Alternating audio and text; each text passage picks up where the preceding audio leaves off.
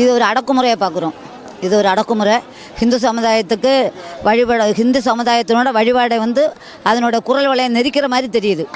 ஆளுங்கட்சியோட அடக்குமுறை தான் இது. இது வன்மையாக கண்டிக்கணும்.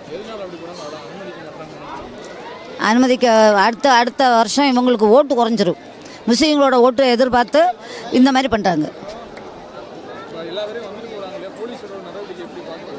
அடக்குமுறையாக பார்க்குறோம்.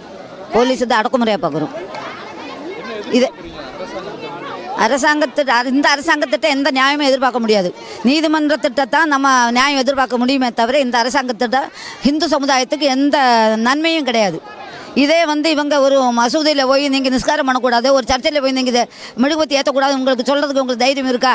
அப்போ இவங்களே கடவுள் இல்லைன்னு சொல்கிறவங்க எதுக்கு ஹிந்து சமுதாயத்தினோட வழிபாடு முறைகளை இவங்க ஏன் எதுக்கு மேலே இவங்க கை வைக்கணும்னு கேட்குறேன்.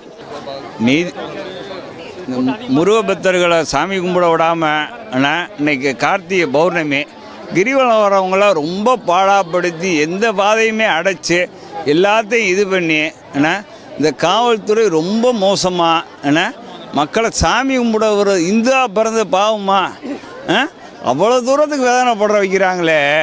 இதெல்லாம் நான் நல்லா இருக்கா? இந்த முருகன் தான் எல்லாத்துக்கும்னா. ஆனால் முருகன் திருவிளையாடலில் பல திருவிளையாடலுங்க. இந்த திருவிளையாடல் பயங்கரமாக இருக்கும், சிறப்பாக இருக்கும். ஆனால் இதுக்கு மிகப்பெரிய இது ஆண்டை உங்களுக்கு பாடம் போப்பிப்பேன். அது நல்லது. இதை விடாமல் பண்ணுறது உங்களுக்கு ரொம்ப தீய விஷயமா இருக்கும். ஆமாம், அவ்வளோதான்.